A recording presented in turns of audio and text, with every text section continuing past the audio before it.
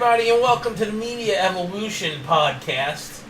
And this will be your recap on Monday Night Raw. This is your pal, Earball, coming at you from this balmy October Tuesday, 2017, week before Halloween. You know, it's the 24th, so Halloween, little bastards will be running around for their candy, get their sugar high, drive their parents nuts for the next several weeks while they eat their Halloween candy that they get from all their neighbors.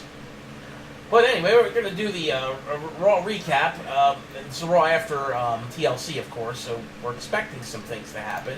You know, they got Brock Lesnar coming on, which that was said the week before. So we're doing a quick little recap here. I don't want to take too long today because I didn't really like this Raw, and it kind of was bland. And I also noticed that maybe my podcasts are too long, even though I see other people doing podcasts that are like over an hour. Does that keep people's attention that long?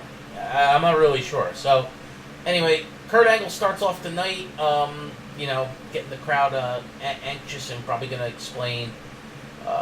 He did his little recap of the night before, and then he, was going to unveil the matches for Survivor Series between Raw and SmackDown, because it's been officially branded that Survivor Series is going to be, a pay-per-view that will be Raw versus SmackDown. Okay, fine. He's out there doing his shtick, recapping the pay-per-view, talking about the upcoming pay-per-view. I guess he did a little bit explaining how excited he was to be back in the ring. And then, of course, he gets interrupted by The Miz, demanding that Kurt Angle resigns for being an egomaniac and getting himself involved in that match. Well, he was involved because WWE had a scramble to fill the void, which was left out by Roman Reigns, so it didn't ruin the main event. Now, personally, I would have reduced it down to either a 2-on-3 or a 2-on-2, and just maybe make it a tag team title match, tables, ladders, and chairs. But that's not what everyone wanted to see, so this was a nice, good, feel-good moment just to see Kurt Angle back in the ring. Like, I know the match from the night before wasn't that good, but it was adequate. It was enough for people to be like, wow, we got to see Kurt Angle back in the ring. So, Kurt Angle's having it out with The Miz. Miz is complaining, wants him to resign, yada, yada. And it gets into the fact that they're going to do a 3-on-3. And it's going to be The Miz in the Bar versus The Shield, which comprised of Seth Rollins and Dean Ambrose. And AJ Styles, who happens to still be with the Raw roster from filling in at the pay-per-view Sunday night, even though he's a SmackDown competitor.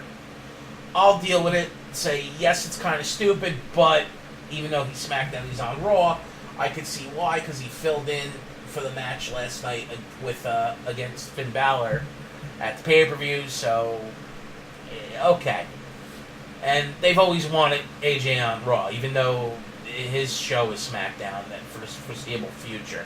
I don't see AJ coming to Raw for maybe late next year or 2019 at some point. But match ended up being pretty well.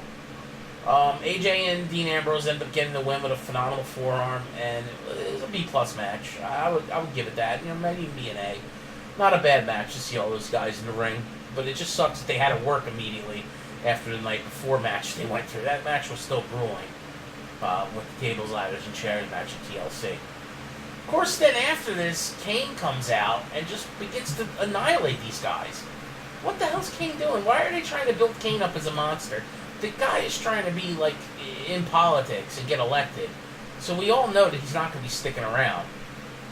Is this Vince's way of building him up to go against Strowman because they really have nothing to do with Strowman?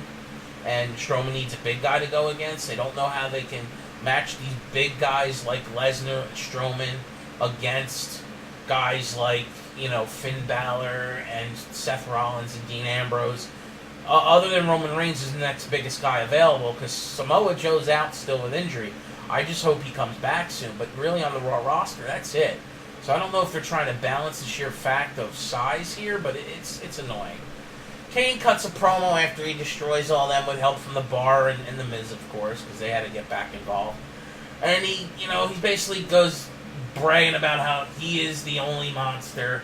There's never another monster. I am the supreme demon. I am the king of the monsters. And that's, him throwing jabs at Strowman and Finn Balor. We all know Finn wants to go after Lesnar, and Strowman's already been up there, and in my opinion, should have been champion. They should have just crowned him, but whatever. Balor comes out because Kane demands competition at the end of this promo. And, of course, Balor gets a huge pop, but it's regular Finn Balor. It's not the Demon. And people aren't realizing this, and I've heard podcasters literally flipping out crying over the fact that, Kane ends up destroying Finn here.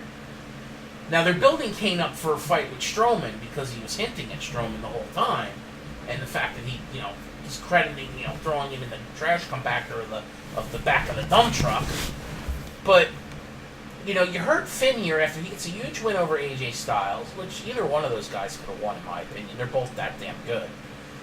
But you gotta remember, that was Demon Balor. In my opinion, when Finn Balor came to the main roster, they missed an opportunity here, and Vince is stupid for not doing this. He should have broke Finn's name apart, because they treat Finn Balor like the split personality character, which he is. His character is Finn Balor comes out as human Finn Balor, and he's normal. He's not immortal. He can lose, and he loses a lot. He doesn't lose all the time, but he loses a lot. To debaucheries of cheating and whatnot. And there's very few times he gets cleanly pinned. Now, he gets cleanly pinned here after the Demon Kane destroys him. Because, like I said, they're building Kane up for Braun Strowman. But, this wasn't Balor. And that's what they should do. Finn should be Finn, and Balor should be the Demon. Yes, he's Finn Balor. They are the same person. But when he is in the Demon pain, he hasn't lost. Find me a time since he's been on the main roster that he's lost as the Demon. Hell, I don't even remember him losing as the Demon in NXT. I'd really have to go back and look at this. I think they've booked themselves into a corner with the Demon persona that whenever the Demon comes out, he wins. And there was no Demon last night, so we get regular Finn Balor, and he ends up losing. And he loses a lot as regular Finn Balor. More so than you would know. A lot of people don't notice this because he's Finn Balor and people love him, and he's so great in the ring. He's just a top-notch performer, but this build-up of Kane makes me want to just throw up. He can't even chokeslam properly. Look at him chokeslamming freaking Braun Strowman. It looked terrible. I know Braun's a big guy, but Kane's a big guy too. You should still... If you can't do it correctly, don't do it at all. The only reason it looked good on Finn is because Finn's under 200 pounds. So, bullshit. In my opinion, I call bullshit. But we'll see. Kane's going to be a shot in the arm here, everybody. Ladies and gentlemen, he will be here maybe 3 months and he's gone again. Unless he loses his election. I guess if he loses it, I don't know. I haven't paid attention to his election. And I don't know what spectrum he is on this in politics with this. If he's a Republican, I know it's a Republican majority state. If he's a Republican, he's got a good chance to win. Because certain states love their Republicans, and they just keep electing them regardless of how good they do or not. In my opinion, you should always vote the best person, no matter what affiliation they're with, and hold their feet to the fire. If they don't do their damn job, fire them. This whole, our country's screwed up for the last several decades because we've got people that literally are always in positions of power, minus the president. Everyone else, gets to, especially senators, get to, stay in power for decades, and it's annoying. Now, I don't know if he's running for Senate. I think he's running for either House of Rep or maybe governor or mayor or something. So those have limitations of how long he can serve, and that's fine. But Kane will be a shot in the arm here, and he'll be gone soon enough. So, it is what it is. I like seeing Kane for the nostalgia. I really thought he was coming back to beat on Roman. Maybe that's why he was back, but now they have to change plans. Maybe they're giving him the Strowman because Roman might be out for an entire month, if not longer, depending on how long he takes to recruit from whatever virus he has. Because I thought that they seriously, when he came back, I seriously said, oh my god, Kane is back for revenge for Undertaker. And that maybe this would also bring back The Undertaker for one more match. But he would do a match with Kane against Roman in a handicap match where the Brothers of Destruction go after either Roman and the Shield or just Roman. So, I don't know. We'll see. But that's where it looks like it's going for now. And then we get a rematch of Asuka and Emma, and this time Emma gets squashed in 3 minutes. To an Asuka lock, which is why didn't this happen in pay-per-view? Everybody said. I really think that they were told to give it a good go and put on a good show. And we all know Emma can wrestle because it was the opening match of the pay-per-view. Not everybody watches the pre-show, even though I know the pre-show is considered the opening match. It's really not.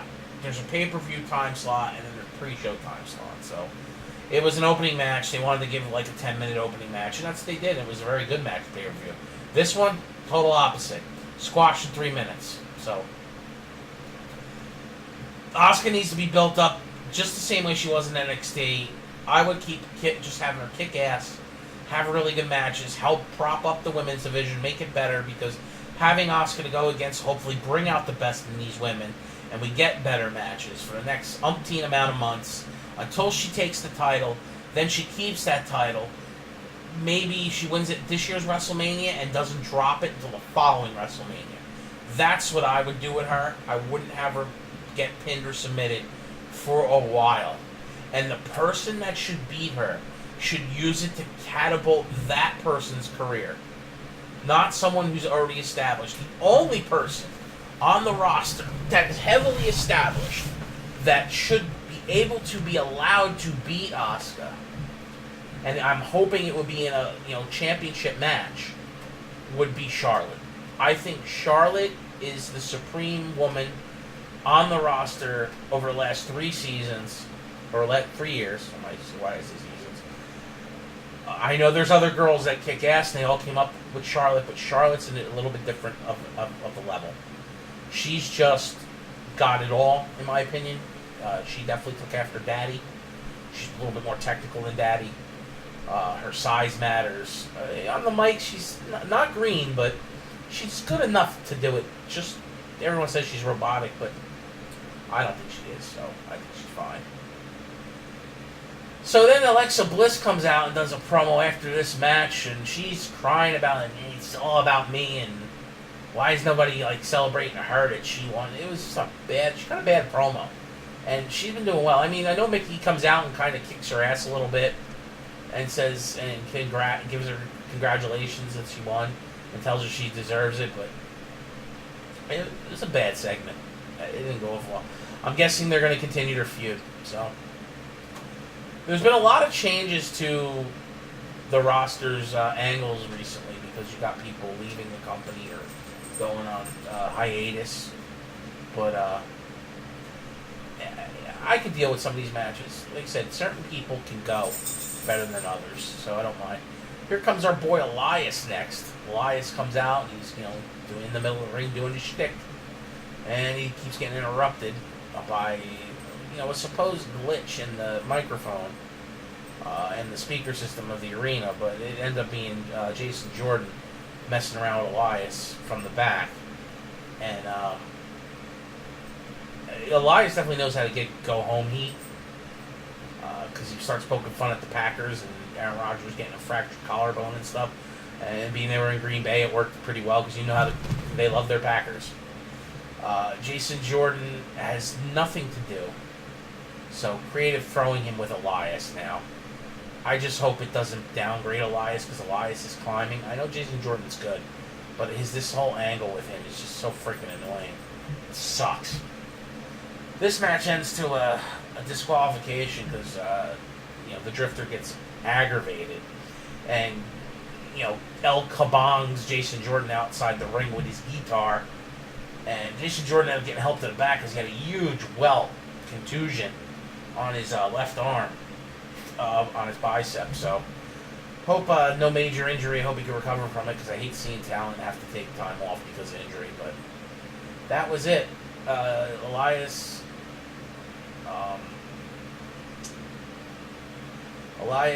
gets disqualified, and Jason Jordan gets the win, even though it was an okay match. It was a crappy ending, but an okay match. After the break, come back. Brock Lesnar and his advocate, Paul Heyman, come out, and Paul Heyman cuts a seething promo about Jinder Mahal, and Brock just sat there and laughed the whole time, which was great. So, anyway, I would say decent promo, above average for Heyman. Calling out Jinder, I don't know where they're going with this here. It looks like Brock's just going to crush Jinder, but I have a sick feeling that Vince is going to allow Jinder Mahal to beat Lesnar because of somebody else interfering. Because this will be a non-title match. Neither one will be winning each other's title. It's just a champion versus champion bragging rights match. And Brock doesn't need to win, or Jinder does. Jinder won't pin Brock, let's say, or maybe, I don't know if he does. Or it might be some debauchery or screw finish or something like that. What if Strowman gets involved, or Samoa Joe gets involved, and either gets Brock disqualified or injures Brock to allow Mahal to get the pin? Like, I don't know, because they're definitely going to have to build to a future match with Lesnar in another pay-per-view coming up before Royal Rumble, with one of his top opponents on the Raw roster. So I'm really wondering where they're going to go here with this. Like I said, Jinder needs to win more than Brock does. But Brock accepts, even though we know he was going to accept, because they're doing a Raw versus SmackDown thing. Champion versus champion with a couple other matches thrown in here. We don't know yet who's going to be the 5-on-5s, other than there's going to be a male and a female 5-on-5 Survivor style match up at the pay-per-view. But all the other matches are, Lesnar versus Jinder.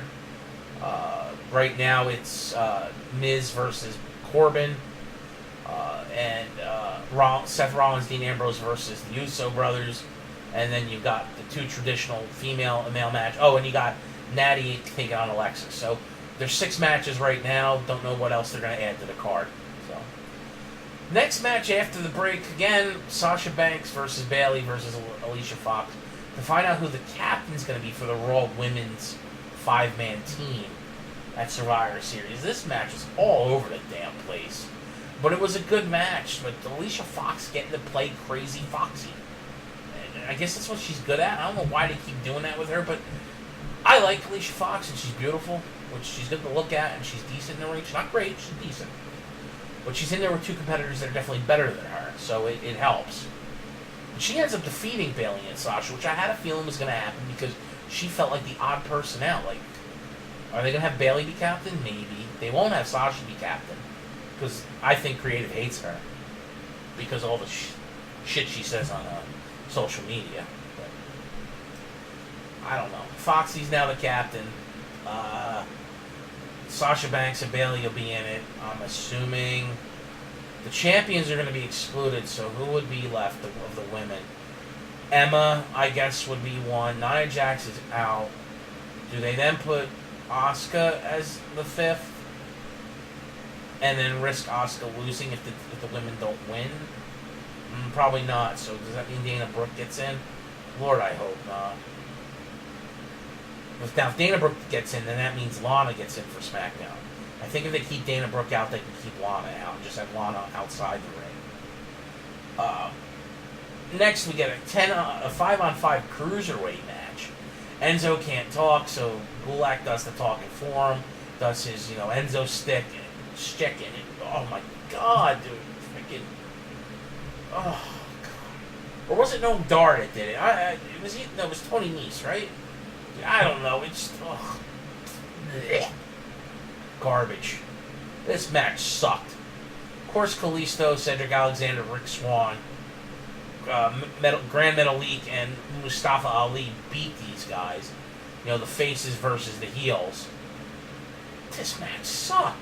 Dude, the Cruiserweight division is the laughing stock. They treat it like shit. So, and to know that just a few weeks ago, that Enzo Amore was getting beat up by every Cruiserweight for becoming Cruiserweight champion. And now he's got friends on his side. Just dumb. Completely dumb. And that was the lead up into the end of the night, where Kurt's coming out to talk more about I guess he's going to, tell everybody who his 5 men are. and assign a team captain for the Raw brand for the 5-on-5 traditional Survivor Series match. But that doesn't happen. He's in the ring, and as soon as he starts talking, the Here Comes the Money theme of Shane McMahon hits, and Kurt's looking at the Titantron, and nobody's coming out. Lo and behold, Shane's coming out from the crowd, up out of the concession area, and he's got the entire, well, not the entire, but a majority of the SmackDown roster wearing their blue shirts, coming down with him. And they surround the ring as Shane gets in it. And Shane stares at a befuddled Kurt Angle. And just Kurt is like waiting for Shane to say something. And Shane says one thing: under siege. And then we hear Corey Graves on the mic. You know, if you're watching TV here, of course you don't hear this in the arena, that Shane tweeted out hashtag under siege earlier in the night, like before Raw started. So, what did this mean? Well, Kurt was like, I ain't staying for this shit, and he booked out of the ring and ran to the back, and as he's running up the top of the ramp, Shane goes, blue team, go get him. And basically, Shane unleashes the hounds on Raw, and they're running up the ramp. All these SmackDown, superstars between men and women, and they head into the back chasing Kurt. And as soon as they start seeing any of the Raw superstars, it starts out with them beating up, Titus Worldwide and Apollo Crews first. They see them first. They beat the crap out of them. Then they see Goldust, Kurt Hawkins, and Curtis Axel, and there was a fourth person. It was Rhino. They beat the crap out of all of them real quick. Then the women see women back in like the powder room area, and they chase them off. Those girls just go running for their lives. Then they cut into where all the Raw guys wind up seeing a couple guys in one of the locker, now they're in the locker room area. They're beating up. I know they beat up. It looked like they beat up Finn and Matt Hardy and someone else in one locker room, and then I'm guessing it was the babyface locker room, and then you had the heel locker room, because the heel locker room they beat up had the Good Brothers and Elias, and there was a fourth person that we never saw because he was sitting on a chair, and they clotheslined him off it and just started to beat the shit out of him. So, a lot of crap going on here. The whole principle of the matter is, it's an invasion angle, kind of dumb because they're branding this. They have 4 weeks to build up, SmackDown versus Raw. And SmackDown just shows up and starts kicking the crap out of Raw because Raw didn't expect it. And Kurt looked befuddled because he couldn't expect what was going on, because he thought they were on good terms with they played it off that AJ was allowed to do the pay-per-view because there was a deal worked out between Shane McMahon and Daniel Bryan with Kurt Angle, and if they were going to do Raw versus SmackDown, then it was going to be a fun competition for bragging rights, not this no, we hate your guts, we're going to kick your ass type thing, which is now it's brewed into. After they come out of those locker rooms, they're in the hallway again. Now the women come across, I think it was Bayley, Sasha Banks, Dana, was it Dana? No, it was Mickie James. Yeah, Dana Brooke and Alicia Fox are there, and so the SmackDown women come up. It was like Natty, Becky Lynch, Tamina, Carmella, and who was it Lana? I don't think it was Lana. It might have been. I'm not sure. It wasn't the one that was out there. I didn't see Charlotte. Charlotte was missing, but there was other people missing too. Like we didn't see. There was no Jinder. Jinder wasn't there, and I didn't see the Usos either. So there were some people that weren't there from SmackDown. They beat up the Raw women, and then the Shield jump, which, 2/3 of the Shield jumps them. It jumps from like crates on top of some of the guys, and they just start attacking. But they're just outnumbered. There's no way they could deal with them. So they beat the crap out of them, and they find Kurt Angle. Rusev and Baron Corbin are holding Kurt Angle, threatening to beat the shit out of him, and have him watch while the Shield's getting destroyed. And we didn't see no Braun Strowman. He's missing. Apparently, he's injured from being compact, is what BS. And that's pretty much it. They bring Kurt back out to the ring, and it kind of ends that way. So, looks like what they're going to do here is SmackDown's going to start tonight at 8 o'clock. And I'm assuming that the Raw roster is going to either show up at the beginning or show up at the end. And it's going to be war. And they're going to just build this storyline into the pay-per-view But that's it. Several things to be talking about. I'll do a quick review on SmackDown tomorrow afternoon and have it posted up on my channel. Definitely having a blast doing this stuff. I appreciate any of the views I do get. I know it's only a few here and there. I'm more than willing to take constructive criticism, or even if you just like and want to post hi, so I can get to know the community that's listening. Even though it's a small community, I have to build up myself. I'm definitely going to start posting more in forums to try to get people, some informed ideas of. There's another podcaster new to the scene over the last month that's been a fan for 30 plus years, been listening to other podcasters and deciding to throw my name in the hat here to give the community another opinion. I know there's other people to listen to, but it's good to have opinions from other people. And like I said, you've got constructive criticism or ways I can make this better. I do not use my live feed yet. I'm still going to be doing just the voiceover picture template stuff for my podcast for the foreseeable future, but eventually I will transition to where you'll see me. I'm getting my streaming on soon. I'm going to be doing WWE Supercard streaming. Then I'll be posting videos, short videos of that here and there on the channel, and expanding more into other podcasting stuff on the channel in the near future as well. I want to get some other categories to talk about here, so I don't have just wrestling. I know wrestling a lot, which is why I do it, and I love wrestling. I will always watch it, but there's other avenues. I talk about sports, I talk about politics. I probably won't dabble into politics for a while, though, because it's such a volatile friggin' time. It's been so bad since last year's election. So I don't want to get into arguments, people. I don't mind debating, but I don't want to get into arguments. And I do have friends that are on both sides of the panel here. I'm a very open-minded Republican. I'm not a typical jerk like some are. I don't always vote Republican. I vote for who I think is best. I've never been a Democrat, probably never will be, because there's just reasons why. I'll explain that in the future. I've got a liberal buddy.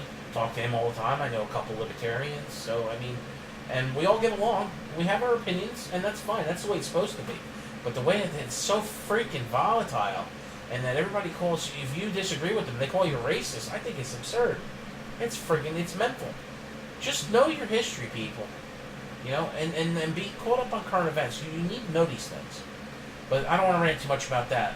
Like I said, there will be a WWE Supercard post sometime this week during this Halloween event that's going on with that. I just got to get my template working in my video recording program so that it looks correct and doesn't look like shit. But that's it. Make sure you come back, like, subscribe, get me on Twitter, and come back tomorrow for the SmackDown Live recap. This is your pal Earball. See ya!